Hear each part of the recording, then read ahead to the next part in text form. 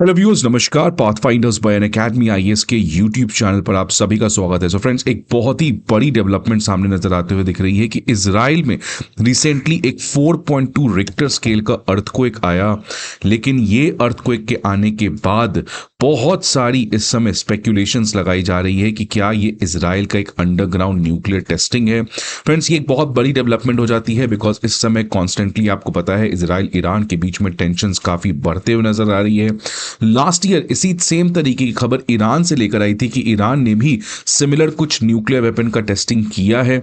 Although America ने उसके बाद उसके न्यूक्लियर फैसिलिटीज को डिस्ट्रॉय किया है, बट द क्वेश्चन इज कि whether all the facility has been destroyed और whether Iran still has capability of nuclear weapon. तो इस कॉन्टेक्स्ट में इजराइल जो है वो भी काफी समय से इस तरीके के न्यूक्लियर टेस्टिंग की बातचीत कर रहा था। In fact international atomic energy agency ने खुद भी कहा था और बहुत सारी ऐसे जो ग्लोबल न्यूक्लियर वॉचडॉग्स हैं उन्होंने इस तरीके की रिपोर्ट बताई थी कि इजराइल जो है वो लास्ट ईयर से ही कोई ना कोई प्लान कर रहा था न्यूक्लियर टेस्टिंग को। बिकॉज अब जिस तरीके से वेस्ट एशिया में क्राइसिस बन रहा है, everything is on the table. तो फ्रेंड्स, अब इसी पर्टिकुलर डेवलपमेंट में कुछ बड़ी खबर आते हुए नजर आ रही है जो मैं आपको आज इस सेशन में बताऊंगा। बट पहले न्यूज देखिए क्या है फ्रेंड्स, कि ये रहा दिमोना। ये बहुत ही बड़ा डेजर्ट है, रेगिस्तान है इजराइल के पास, और इसी दिमोना में इजराइल का न्यूक्लियर रिएक्टर है जो इजराइल के साउथ में आता है, नेगेव वाले एरिया में।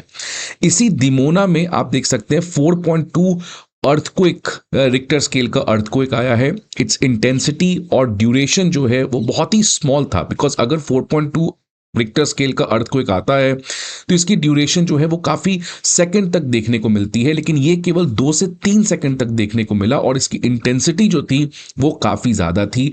और सबसे ज्यादा बड़ी जो सरप्राइजिंग डेवलपमेंट, या क्यों लोग इतनी स्पेक्यूलेशन लगा रहे हैं, बिकॉज इस अर्थक्वेक के पहले ही इजराइल की अथॉरिटी ने एक pre plan nation wide emergency preparedness drill school में लॉन्च कर दिया था। मतलब जितने भी स्कूल हैं उन सभी में एक नेशन वाइड इमरजेंसी को डिक्लेयर कर दिया गया था, सो दैट वहां के जो बच्चे हैं वो इन चीजों के लिए प्रिपेयर कर सके। और ये केवल स्कूल के साथ ही नहीं, और भी ऐसे important government building, government institution, hospitals में इस तरीके की प्रिपेयर्डनेस चल रही थी। और उसी के बीच में ये इंसिडेंट होता है जिसकी वजह से और ज्यादा स्पेक्यूलेशन लगाया जाता है, और साथ ही साथ ईरान के साथ जो टेंशन चल रहा है। So if you connect all the dot, speculation इसकी वजह से काफी ज्यादा ये स्ट्रांग हो जाता है।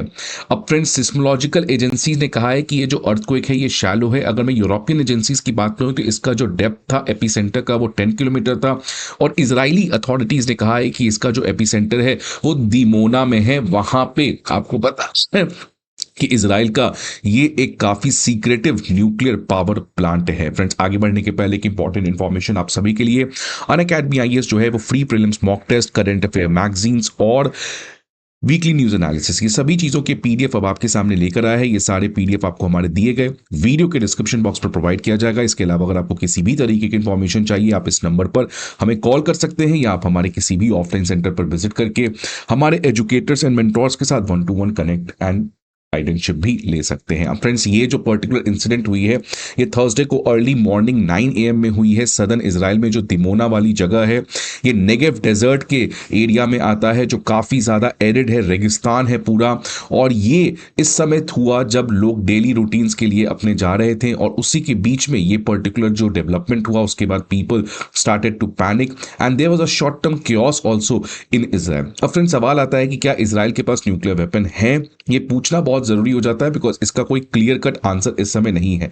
लेकिन अगर आप देखेंगे तो बहुत हद तक ये क्लियर है, Israel already has nuclear weapon, because Israel जो है वो न्यूक्लियर नॉन प्रोलिफरेशन ट्रीटी का सिग्नेटरी नहीं है, and that's why it does not allow international inspections to happen at Dimona.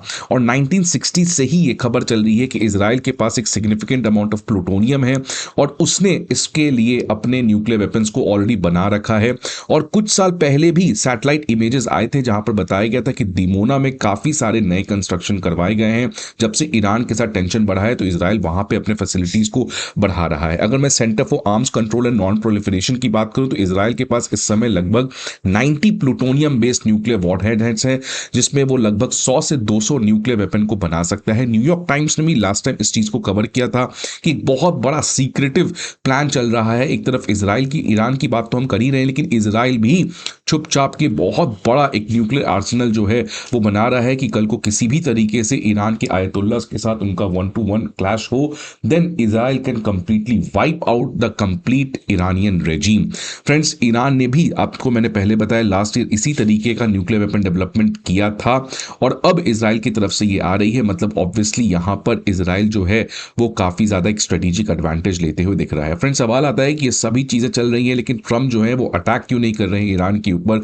In fact Trump ने तो कहा था, if you are going to kill one people, I am going to completely destroy Iranian regime, the ayatollahs. लेकिन अभी तक तो लगभग 600 से अधिक लोग, सॉरी 600,000 से अधिक लोगों की मौत हो चुकी है ईरान में, but Trump is not doing anything. और इसके 3 रीजंस आपको देखने को मिल सकते हैं। पहला, obviously Iran is not Venezuela, इससे रीजनल वॉर होगा, बिकॉज ईरान में मल्टीपल पावर सेंटर्स हैं। एक तरफ IRGC है, ईरानियन मिलिट्री है, और आपको पता है हूदी रेबल्स और तमाम तरीके के प्रॉक्सीज भी हैं।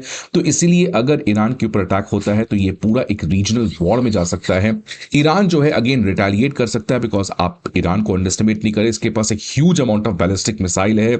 और साथ ही साथ लास्ट टाइम भी ईरान ने की मिलिट्री बेस कतर में अटैक कर दिया था, और लिमिटेड एडवांटेज है। ऑलरेडी यूएस और इजराइल को लगता है, खासकर यूएस को लगता है कि सैंक्शंस की वजह से हम ऑलरेडी ईरान के लिए बहुत बड़ी मुसीबत कर सकते हैं, जो आयतुल्लाह के खमीनी रिजीम के लिए बहुत बड़ी प्रॉब्लम बन सकती है। ऑलरेडी इकोनॉमिक प्रोटेस्ट तो चल ही रहा है, इसलिए एक फुल ब्लोन वॉर में जाने से अच्छा है सैंक्शंस के थ्रू ही ईरान को कंप्लीटली डिस्टेबलाइज किया जाए।